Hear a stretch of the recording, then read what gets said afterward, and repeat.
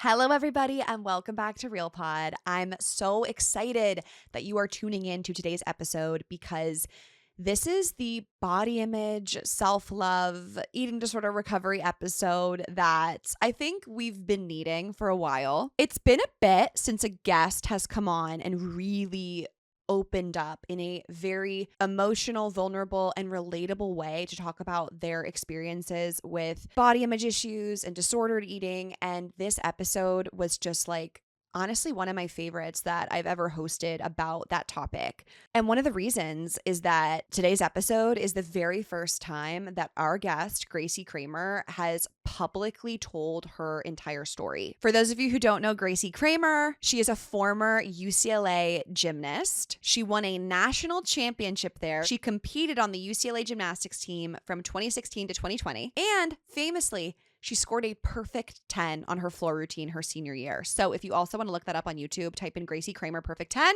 You'll see the video. It's mesmerizing. She's such a boss. And today, she is a YouTube and content creator with over 500,000 followers online who posts sports content, gymnastics content, crossover collabs. I actually just collaborated with Gracie. So if you want to see me learn how to be a gymnast, check out her YouTube channel. And then if you want to see Gracie play volleyball, check out mine. These videos are really fun. I may or may not have cartwheeled on a balance beam and front flipped into a pit of those squishy cubes. You're going to have to see it to believe it, but definitely check out our collab. And Gracie and I wanted to take it one step further and really connect in a deeper way about her mental health journey. Obviously, both of us were Division I athletes and we've struggled with mental health. And this was a really special episode, especially for me, just to connect with someone who I really admire, relate to, and just really like as a human and a friend. And I'm so grateful that Gracie came on the show to open up in this way. So what you can expect in today's episode is to hear Gracie open up about her eating disorder story for the very first time. You're going to hear why both of us have intentionally decided not to chase the ever-evolving beauty trends and our advice to those who feel wrapped up in it. And we're going to explain why vulnerability is a superpower and inspire you to be more vulnerable in your own life. So this one's a good one. I also want to give a quick shout out, which goes to Madison Brooks. Madison left a 5-star review that said, "Real Pod is my safe space. I've been listening to Real Pod since the very beginning. And by this point,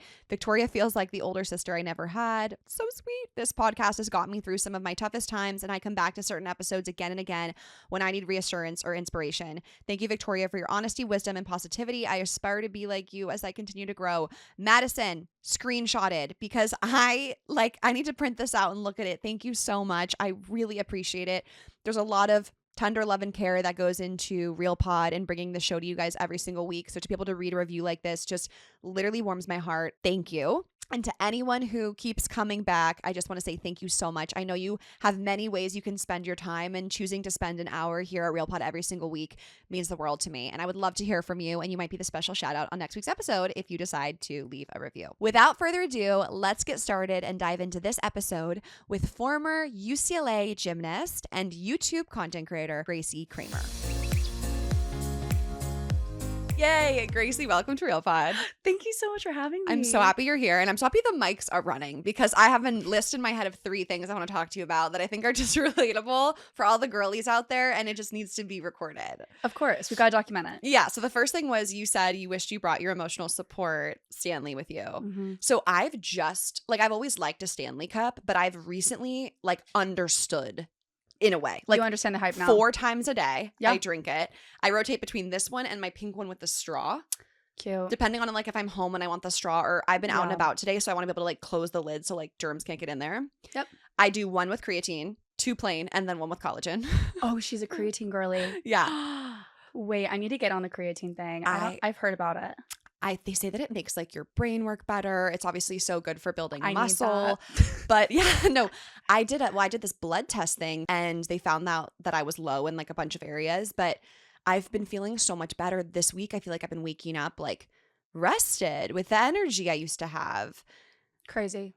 It's being a former Division I athlete, I feel like we chalk up everything to those 4 years ruined. You know what I mean? How do you know if you're actually struggling, or it's just adrenal fatigue because I overdid it for 4 years? Do you feel that way? Oh my God, 100%. There's so many things I didn't know about my body until I entered into adulthood. And I'm like, oh, if I only knew back then, Yeah. I'd be a rock star. Yeah. I'd be even like better than I was, you know? And we had like the access to take care of ourselves. Like, there was like an ice bath there every day. And I was like, that sounded like torture. Now I'm like, I would pay to have an ice bath every morning. Yeah. Also, I was on a hike with my mom the other day and my ankle just like stopped working. You know, when like that happens? Yes, of course. Like, you know, when you're just like, when your body just starts to malfunction. Yeah. And you're like, and I'm like limping. She's like, what's wrong? I'm like, don't worry about it. This just happens every once in a while. And she's like, is that like from volleyball? I'm like, I don't know. Probably. It's the arthritis. Yeah. Body's shutting down. Literally. And then we were going to talk about hair because your hair is stunning. Thank you. And I'm on a hair journey right now. I had cut it after my wedding because I was just like, I always wanted to go short. Mm-hmm. And now I'm like really taking care. I'm sleeping in my satin bonnet. Period. Oiling. I'm not using heat products. So please tell me about these luscious locks. So you're really on a journey. Yes. Like you're locked in. Yeah. Okay. I love that. To be honest with you, don't do a lot. I appreciate that. Don't want to sound like a pick me, but I truly like, I've always had long, luscious locks, but there are some things that I do that I like didn't realize were really, really good for you. I rarely use heat on my hair. Even if I like blow dry, I like will do it on cool just because I don't know. The idea of my hair frying like freaks me out. Like I remember I curled my hair once and I like saw smoke from it and I was like, oh, never again. So like I really try to like refrain. Like these are heatless curls. Wow. From last night. Did you do the like the kitsch? Yes. Like the kitsch is everything. Yeah. The silk. Oh my God, it's so good. And I sleep really good with it. Like it doesn't bug me. I have to tie it back though. I can't have like the weird pigtails. It's touching my face. That's weird. Okay. Gonna need a tutorial. Yes. Because I've been doing that, but I feel like mine like dropped. Like they would have dropped by now. Yeah. So I need to know the strategy. You gotta do it on dry hair. Okay. That's a big one. And a lot of hairspray. Okay. Oh, I've never hairsprayed. Yeah. Okay. It's hairspray really when good. it's in the ring. Hairspray when it's in, hairspray when it's out. Okay. Yeah. Because my hair doesn't hold a curl either. My hair is naturally pin straight. Yeah. So it was a process learning, but we finally made it. Okay. And now I feel like I have it dialed. But I think too, what's really big is what you eat. Like eating is honestly like the biggest thing for me. I feel like someone told me that recently. They were like, you have really healthy hair. You eat really clean, don't you? And I was like, I do.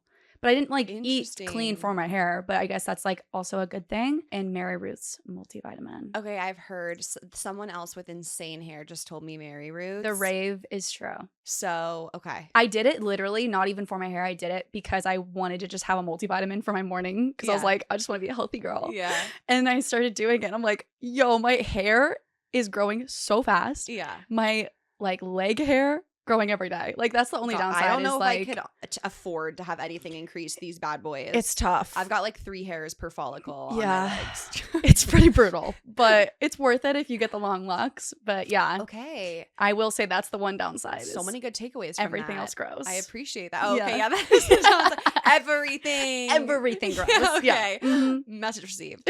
I think it's worth it to get the long hair. It is. I'm glad that I just did the short. But obviously any type of hair length is beautiful. But like I got out of my system and now I'm ready to do it. You know what actually made me 180 was watching Secret Lives of Mormon Wives. Oh my God. I know it's all fake hair, but it's just so wavy and beautiful. Lush, and I was like, I think I need that. It's pretty lush. Have you ever gotten extensions? No. Okay. Honestly, I would love for you listeners of Real Pod to like message me and tell me your thoughts on this. I feel like I'm very cautious and sensitive when approaching anything like a Botox, a hair extension, a lip filler. You're like conservative with yes, that. because I'm just like, I feel like I've tried so hard to help people realize they don't have to match like the beauty standard or the beauty trends. Oh, I love that. So although I think I could totally get hair extensions and like I don't think anyone getting hair extensions is a bad thing. Like no. One of my best friends, Natalie, just got them and she's obsessed and she looks incredible. I just feel like me wanting hair extensions, it does not outweigh my desire for people to be able to like look at me or come to my page and be like, she hasn't done the thing. Or, you know what I mean? You're not walking the walk. That's a little bit how it feels for me. I feel that. Like it's more likely you find people on the internet who are like doing all the things and that's fine. And I support that. Whatever women need to do to feel them beautiful, do it. And I just want to like of course I'll look at my lips and be like, oh, I think my upper lip is not proportional to my bottom lip. I don't like obsess over it, but like I do think the littlest bit of filler like would make them even. But I'm not going to get it because I don't care enough to then like be someone who has that and not remain I don't know, a role model in the eyes of the people who follow. That matters more to me. 100%. And I think it's just tied to what I do. I think there's people who like of course Natalie gets extensions. She's corporate Natalie. She's a comedian. Like what she does aesthetically, like it doesn't align matter. with her brand. Whereas like if there's a girl out there who's like, I don't need to get lip filler, I don't need to pay for the extensions, I don't need to do these things. Like I want to be in that with them. I could not agree more. I feel like that is one of the most relatable things because with my brand as well, I have a lot of young women that follow me and girls who are in their teens entering their adulthood, whatever, and they've seen me grow and evolve and change. But I think for me and my content, like I always try to be as authentic as possible and be as real as possible with my following because I know that young Gracie would be like, I want to be like her, and I feel like I would be letting her down if I was pretending to be something that I'm not and changing everything about myself because at the end of the day, maybe I should work on my self-love first. And then if it truly is something that like really bugs me and like really like is going to skyrocket my, confidence, whatever, then maybe. But I mean, I've never done Botox, I've never done lip filler, never done hair extensions, never done anything drastically different to my face or body. Something that like really hits for me is when I maybe like say mean things to myself. And then I'm like, but what if there's a girl out there, like for instance, like my pale skin, like I have very fair skin. I've been tanning, been working on it because I'm going to Italy in 2 weeks. But I used to always hate it because I'm like kind of on the ginger side and I get really like strong freckles and like I get freckly in the sun. And I remember thinking like recently after kind of saying something mean to myself, I was like, but there's a girl out there who has fair skin and freckles. And she's looking up to me and she's like, wait, she's rocking it.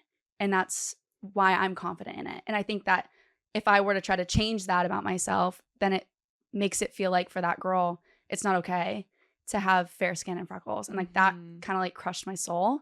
So I think now moving forward, I've discovered a new level of self-love because I'm like, no, I'm inspiring these young girls to love themselves for who they are and not trying to fix every little thing about themselves. Yeah, like we can cake on some makeup, we can do a full beat, whatever. But like at the end of the day, like I love my flaws just as much as I love my beauty.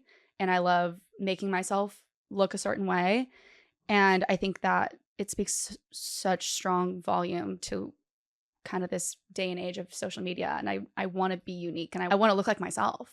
I don't want to look like everyone. Yeah, that's really a problem I think we're seeing everywhere is like people having the same face and like if everyone wants the same lips. I saw this trend on TikTok about like pulling up Keira Knightley's lips and Cameron Diaz back in the day of just like like more of a natural beauty in a way. And like I've actually loved seeing influencers remove their lip filler right now. Too. Like that's become a trend. Yeah. But Cameron Diaz also said something recently where she said, I would rather see my face age than look in the mirror and see a face that doesn't belong to me. Oh, I love that.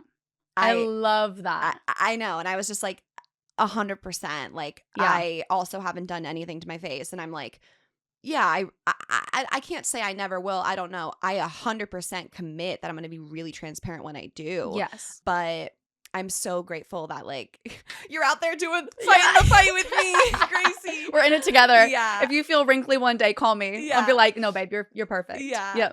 So obviously what you just walked us through, which is so beautiful, is like catching the thought and then going deeper with yourself and then kind of redirecting.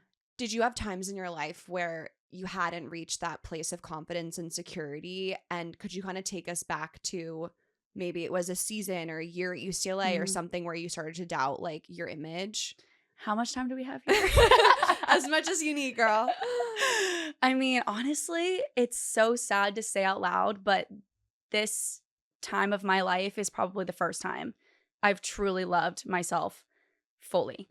And I think a lot of women can relate to that in the sense of we're just so self-critical. We compare ourselves constantly. We put ourselves down because we think it'll make us better. It's like such BS. It's just like, dude, why are we putting ourselves down? Like, what's the outcome? What's the goal in this? Because at the end of the day, we're all just going to be sad and we're all going to feel like crap. So during college was probably my lowest I had been with my self-confidence, which is so ironic because I was in a lot of other people's eyes, like succeeding and thriving and doing really well in my sport. But I mean, competing in a leotard's no joke. I was literally just mentally saying, ask her about the gymnastics uniform, because I have yet to talk to a gymnast about this. Think about your worst body image day, and then you have to literally wear a skin tight thing in front of everyone while you're doing something so hard. You can't let your mind waver for a second. Yeah. It's pretty gnarly. It's not for the weak. That's for sure. I mean, there's also a lot of stuff that happens behind the scenes. Like we would do bod pod. Did you guys do bod pod? What's that? We would sit in like this egg thing and they would measure our body fat percentage and tell us about it. You didn't know about this? We did a body comp like my freshman year. Okay. Once. Okay. But no, we did not have like routine weigh-ins. Yes, we did one before season and one, I want to say during season and one after season. And we would weigh in after, well, like we would do our bod pod after summer. So you're like, oh my God. Because you haven't been training. Yes. God forbid you relax. I know. God forbid you go on a vacation. Yeah. And have a little dessert. Yeah. Every now and again. Yeah. But yeah, so it was interesting. I actually went through a really, really, really tough, am I allowed to say eating disorder? Are you allowed to say eating disorder? I think I say it every episode. Did you know I had a binge eating disorder? I didn't know what type you had, but I knew you had something. I knew you were fucked up, girl. No, I'm kidding. I had a binge. I knew we were soul sisters. Yeah. I had a binge eating disorder at USC. I was like hard restriction Oh, and then just like kind of ate all my feelings at night. That's like the worst feeling in the world. Yeah, no, it was. Makes me emotion. It's just like you have so much shame and like you're just eating so much and then you're like hating yourself because you're eating and then you're like diet starts tomorrow and then you're just in the cycle. So that was mine. But yes, you can say eating disorder. Yeah. I didn't really want to like label it for so long because I was like, no, I just like was really strict with my diet, or I was like really OCD with what I put in my body. Yeah, dedicated to my sport. Glamorizing it, yeah. Yes. And I remember there were days where I would literally go a full day without eating and then I would eat like a Halo Top at night for dessert. That was literally like all I ate. Halo Top is so triggering. I know. Like literally, I used to just binge pints of Halo Top because I tell myself it's like not real food. The calories are so low. Yeah. Wait, I can't believe you just said Halo Top. I know. That brought back so much. No, soul sister. Wow. Okay. So you were not fueling yourself during the day and then having Halo Top. How were you able to perform? So that was my sophomore year and I had just started doing floor. I was eating every now and again. It was just like I was trying to see it as if I could eat as little calories as possible, essentially. It was like a game I would play. And I never really talked about this with like anyone. I think I've maybe talked about it like publicly like once, if that. I'm so honored. Do you feel comfortable? It took forever. Now. It took forever for me to talk to my mom about it because I was just like, I kind of felt like a bit of a failure. Like I failed myself. And then, but all the while I'm still like competing at like the highest level I've ever competed at and trying to do well for my team. And so thankfully I'm very muscly and like I have a very strong build. So like it took a long time for it to show. Like I literally look back and I'm like, yeah, I look skinny, but like your girl was not gonna get skinny like that. Like I don't show it because I'm like still a strong girl. And so I remember like having a bit of a time like kind of coming out of sophomore year. I wouldn't like go out either. Like I wouldn't go out because I was scared that I was gonna have to eat with people. And I didn't want to eat food that they were eating because my friends would go out and get pizza. And I'm like, well, I don't want people to be like, well, why are you eating a salad? Yeah. But it's like, I refuse to eat a pizza. Yeah. And sorry, go ahead. No. You're just making me think of that was the time in an opposite sense, I would want to go out to drink to brunch. To be like, I've have an excuse. Yeah, I've drank. So now, like, and it's not even that I was like drinking to cope. Like, I've never struggled with substance in that way. But the minute like we went to a party, I was like, perfect. We're all gonna go to Domino's after. We're all gonna go to Taco Bell. Like, I'm gonna get to have this food escape. Yes. So it's interesting how people's like disordered eating manifests in a different way. Like, you wanted to avoid it at all costs, and I was like, that's my excuse to eat. And you probably got lit. What do you mean? Well, if you weren't eating throughout the day. I guess, like a lightweight. Actually, I guess I did used to be a lightweight, which I was also self-conscious about because I thought that I was like a bigger, like stronger girl. So I felt like almost insecure about that too. About being a lightweight. Yeah, just like I don't Okay. deserve to be one, or I don't look like one. Like lightweights are like these tiny babe. little petite girls. You know what I mean? Sorry, you're bringing up so much that I'm just like I know. I'm like not I'm- us triggering I'm each other trying to back and validate. forth. No, we're not. We're not. I think we're validating each other. Yeah. But okay, so you would avoid going out, and that's what's so sad about these disorders is like it Yeah. takes you from life enjoyment and like Yeah. those dinners with your teammates. Yeah, and I got really obsessed with perfection and just like being as perfect as I could be. And I was in a really toxic relationship at the time too, and that like really did a number on me because he was not loyal, and I thought the skinnier I got, the more he would like me, and it was just manifesting in really weird ways. I also wasn't drinking alcohol because I heard that it sets you back 7 days of your workout. So I was like, oh, absolutely not. I work out so hard. Why would I drink the entire week away? And the calories were crazy, and I also heard it stopped your metabolism, so I like freaked out over that too. And so I was just a girl in college, not even living in college at that point. Like I was just really self-sabotaging, and thankfully we did really well that year. We won a national championship. Which isn't that wild? Like It's so wild. on the one hand, congratulations. Being a Thank you. fucking natty champ is so sick. Like, Yeah. I mean, to win the national championship is so sick. So like kudos to you and all the hard work Thank you. that went into it. Yeah. And we can recognize the weird reinforcement it probably did it give you of like, hey, these are the things I did and I was a champion. Yeah. I think maybe not reinforcement because I had a bit of a different agenda from the national championship thing. So kind of rewinding, when I was a freshman in college, I was really inconsistent on vault. I was recruited for vault. So that was the only event that I did. And then I like kind of crumbled under the pressure. I wasn't used to performing in front of so many people and being at such a big university and such a massively renowned program. I was so overwhelmed. I was competing with Olympians. Your girl was like not on the map. And I was competing with girls who were literally like idols to these young athletes. So it was a big pond for a little fish like me. And I crumbled. So when it came time to nationals my freshman year, my coach kind of like out of the blue, not really out of the blue. I mean, to be fair, I was inconsistent, but like knocked on my hotel door like the day of the meet and was like, I need your credential. You're going to sit in the stands. Because they were only allowed to have 16 girls on the floor. And I was like, oh shit, I fucked up. I didn't do my job and I just lost this opportunity to compete on this national stage. And I'm a gymnast girly through and through. I love gymnastics and it was like such a dream of mine to compete on this big stage. And for it to be taken away like that was just mind-boggling. And so, and I felt so shitty because like my family came all the way out to St. Louis and like they were there in the stands for me. And I just felt like this immense level of disappointment. And my mom came to my hotel room, I'm bawling my eyes out. And I'm like, and then I like had a moment where I'm a big control your controllables kind of person. And I was like, I can't blame anyone but myself.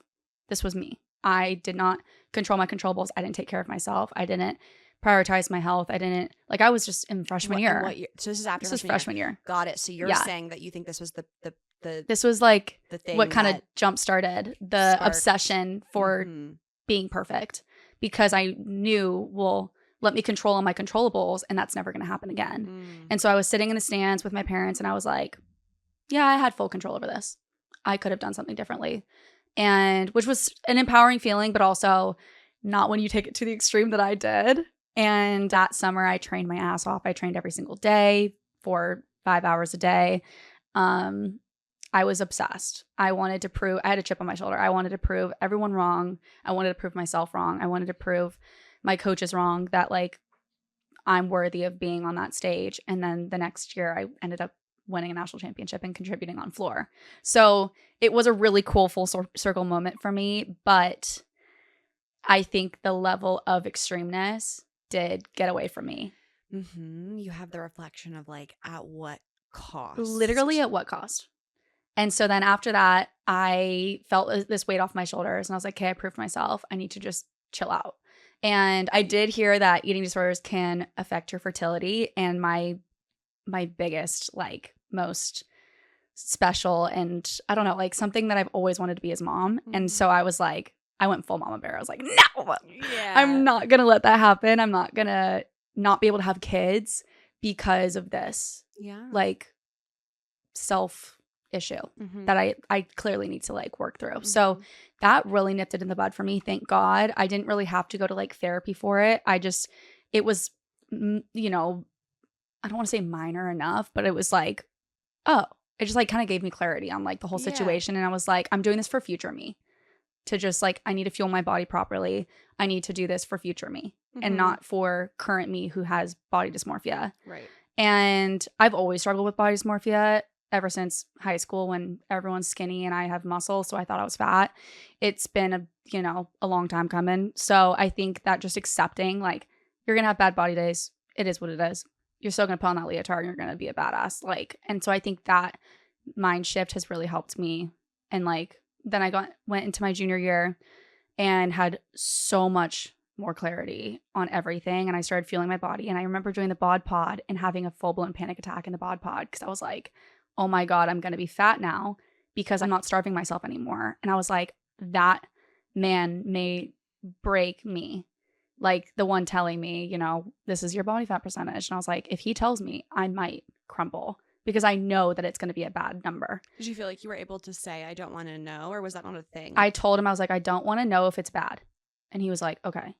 But then if he's not telling you, you're going to I know. probably ruminate. I was just like, I'm really fragile right now. And he was like, do you want to do a private meeting? And I was like, yes. And then he was like, okay. And I was like, I just need you to be really fragile with me and like really gentle because I am coming out of something where I was really, really hard on myself. And I'm finally learning how to like accept that it's okay to like feel my body. Mm-hmm. And he was like, 100%. I'm sure he's seen plenty of girls, especially in gymnastics. Like we've all had some sort of eating disorder at some point in our careers. It's not news, but which is so sad to say. But like gymnastics is a really tough sport. And he was like, you actually gained muscle and lost fat from eating, from fueling your body. And you are at literally the peak of your athletic career right now. You're exactly where you need to be. And he was like, what did you do all summer? And I was like, I ate food. I didn't even lift. I worked, I trained, I did gymnastics, and I ate. And I actually like loved myself. And it's pretty cool how your body can just get back to where it needs to be because it feels properly fueled and safe and not attacked constantly with bad words, bad thoughts, bad food or lack of, So that was a really cool thing. And then that's what launched me into my junior year, and I got to be an All-American. I ended up getting a perfect 10 my senior year, and it carried me through to like the end of my career. And I am so utterly grateful for that moment because God forbid your girl had bad body fat percentage, I would have crashed the fuck out. I relate to that because I don't know what I weigh. Just today at the personal training, I don't know what I weigh either. I hop on this thing. They're not weighing me. They're testing my like jump height. And like I have a new trainer today. Like it mixes up. And I was just like, I have to look this random guy in the eye and be like, please don't tell me what I weigh. Yeah. And he's like, okay. And then I'm like, proceed. But I'm also, I feel a little scared, so I could relate to what the anticipation was like. Yes. But Gracie, holy shit, that story is like remarkable. Like I had chills as you were talking about like how you trusted your intuition and you like accepted and loved yourself, and then you actually saw that was worthy of winning as well, and like of success, and actually was the reason that you were able to go on to be so strong and such a fierce competitor. What do you think it is that has kept you from kind of talking about this for such a long time? That's a really good question, actually. I think because I'm such a perfectionist and I don't want people to see me struggle. Like I've always struggled with vulnerability. And I think now I'm entering into a new kind of role as I'm getting older and I'm settling into who I am and my identity. I'm like, no, being vulnerable is a superpower. And like it inspires so many people. And so like when asked, I'm pretty vulnerable. Like I'm pretty comfortable with sharing my story now, especially since it's in the past. I'm like, it happened. But you feel a few steps forward and you feel secure. Yes. And I think that's okay. Like being vulnerable in the moment about something with a public audience, that's not a normal experience for people, So like I think it's totally okay that you needed to feel like a few steps ahead of, if more than a few steps of this, to then have the strength to like talk about it and know that you can't be pushed over, you know? Your Yeah. foundation is rooted. And I think what really like also talks me out of like talking about it or like showing photos or anything like that is like people have seen me from literally the very beginning of my UCLA career all the way till now, and I've been very present in social media. So there was no point where I was fat by any means, and I think I get really nervous that people are going to be offended that they're like, "Girl, you weren't even fat," and it's like, well, in my head, I was super fat. And I don't want people to be like, oh, she's fat phobic, or like, I don't know. I don't know what I've like convinced myself. I'm sure it's just a fake narrative that I've convinced myself of to not be vulnerable. But I just am very like sensitive to topics where it might cause controversy because I like being the girl that stays out of it. Yeah. And I know that like your audience is a safe space and like you have such a great female audience, but I haven't had that in the past. I've had, you know, old men be creepy, or I've had people critique me and comment on my body. And so it's like, that doesn't feel like a safe space for me to talk about my body. And maybe that's why. Yeah. I don't know. Yeah, that makes a lot of sense. It is touchy. Just yesterday, I posted a story frame about being a size 10 and a size large. I remember typing this and being like, my 16-year-old self would have like been, you know, shocked, very upset. But it's like, as I say that about me being a current size 10, I'm also thinking about what is that like indirectly saying about anyone today who's a 12, a 14, a 16, like even a larger size than that. You know what I mean? So it's very layered and complicated. Yeah. Wanting to be accepting of all bodies and encourage all women at any size that they can be healthy if they feel healthy and love themselves. Like that is the undoing of the work, of the recognizing of like, as women, we've all had so many pressures put on ourselves to look a certain way. And I've even tried to get to more of a place of like empathy when it comes to like Ozempic and Mounjaro and people who Photoshop their bodies. Like my initial take on a lot of that stuff was like immediate anger, because I'm like, this is causing the problem. This is making girls feel this way. And now I'm trying to get to this place of like, okay, if someone's doing that, like they're feeling that pressure and it's causing them to take action. And like that's also like, I can understand like what, you know, if Ozempic came out when I was 18, I would have got my hands on it. Like, you know, like I'm grateful to be in this place now, but I also know that there's very much a path in my life or a time in my life where I would have done the exact same thing. I think we've just also been so conditioned to believe that if we're not this, then we're something else. And it's like, well, why can't we be everything? Why can't we be all things? Like, I remember when I first started doing content and I was like, thank God I look fit, because people wouldn't believe that I'm a gymnast. And it's like, what does that even mean? And now that's why I think the vulnerability is starting to bleed into my content, because I'm showing like, before I never even showed myself without makeup on. And I never showed myself in bad lighting. I never showed myself when I looked bloated or I had a bad body day or on my period. And now I'm like, well, there's a girl out there who's scared to put her leotard on and go in the gymnastics gym and train because she has her period. It's like, fuck that. Yeah. We're good. Your body can still do incredible things. And so for me, like, I also had no idea that body positivity creators existed out there. I kind of live under a rock. I don't really like to scroll too much on social media.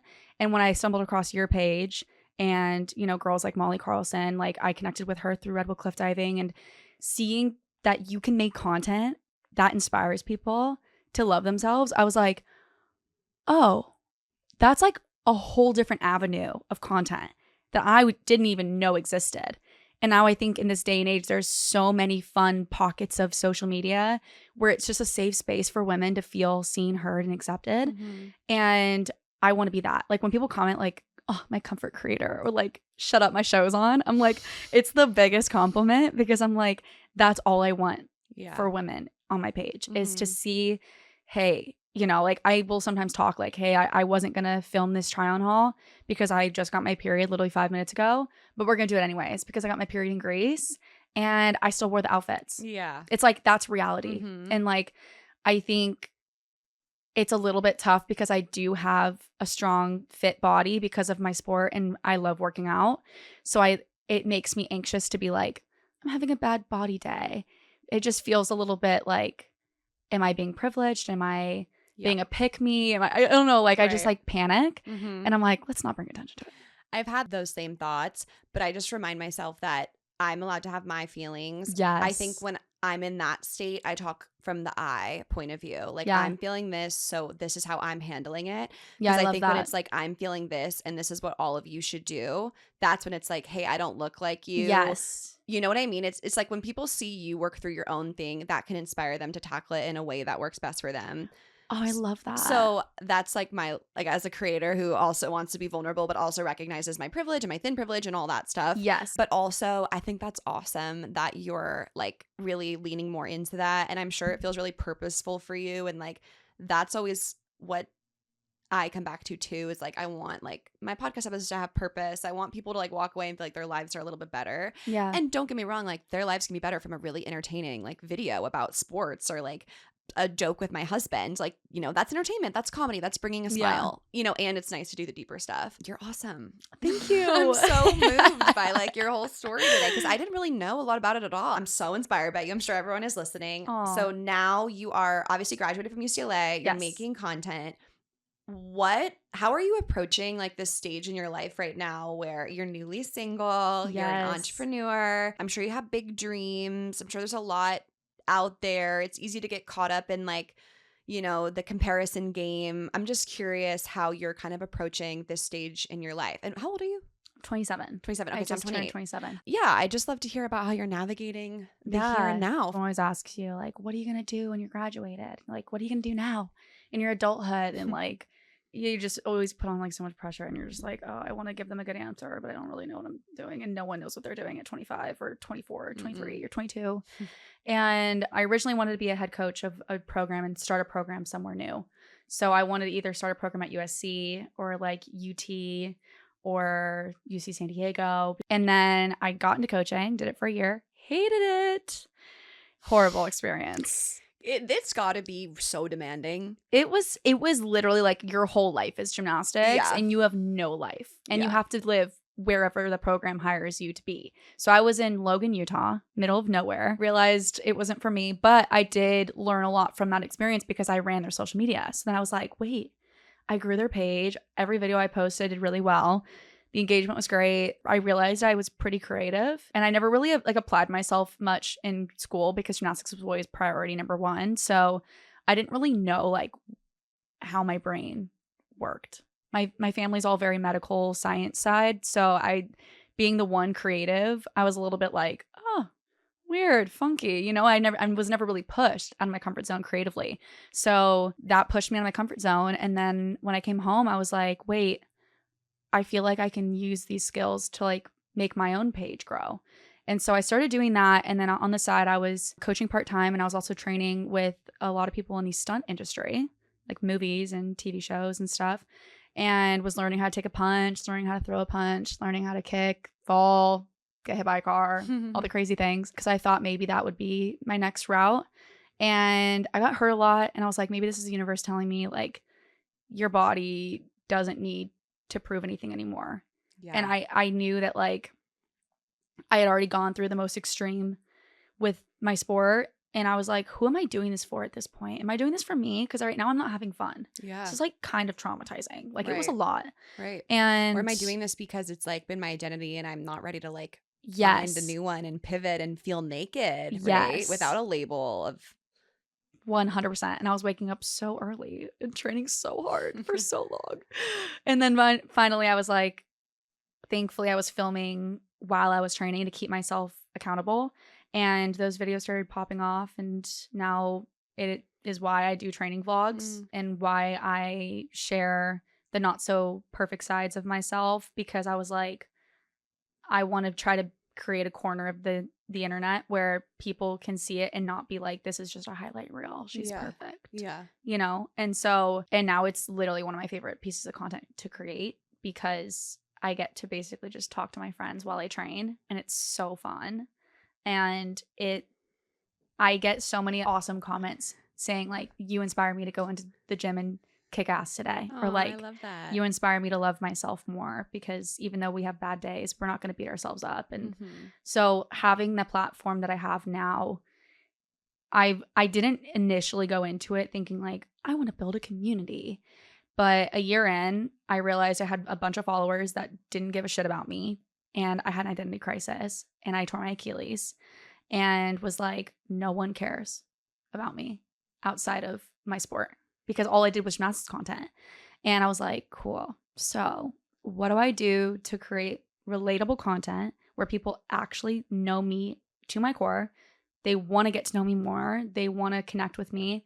And so I started being really vulnerable and sharing my journey with my recovery with my Achilles, literally like showing how to like, I learned how to walk again. And like, it was a really, really cool thing for me to learn as a creator, because I was like, oh, I can make videos about anything. I don't have to be doing these crazy flips. Right. So I think for me, that was like a really good turning point in my content. And now you host commoners like me. Gracie and I just did a YouTube collab situation. So she taught me how to be a gymnast. It was actually kind of insane what we accomplished. Killed it. She had me front flipping into those mesh cubes. The pit. Front flipping on a trampoline, cartwheeling on a balance beam. You guys need to check it out at Gracie's YouTube channel. I love your YouTube channel. Thank you. And I also taught her to play volleyball, which there's a video on her channel and my channel, so you can complete the YouTube swap. But that's awesome. And I think too, for people listening, like, you know, you thought you wanted to do one thing. You probably thought in your head, perfect, I'm going to start this program. I'm going to, you know, be a trailblazer in this market. And then you went and did it. And you were like, wait, I actually don't think I want to do what's needed to do this, right? I'm not feeling fulfilled, and I have this other talent, and let me try this thing. You know, I think that's all a part of your 20s and figuring out your career, and even your 30s. Like, you know, it's never too late to like start over or pursue a passion or foster like a seed that you now feel is inside you for somewhere and for something else. And I think it's like such an incredible story, and you're just the coolest. And thank you for being so honest and open today on Real Pod. Thank you so much. We do have a very special audience who loves these types of conversations. And so I'm, you know, so touched you felt like comfortable talking about this. And I know they are too, because they're really what make Real Pod Real Pod. So I'm just grateful to everyone for helping create this community where like we can have these types of chats. I'm so thankful to have you to like really create this space. It's such a cool group of people, and I mean, it's called Real Pod for a reason, babe. Like, I know. We're getting real. Straight to the point. Yep. Thank you so much. I hope we can hang soon. Of course. And till next time. Till next time.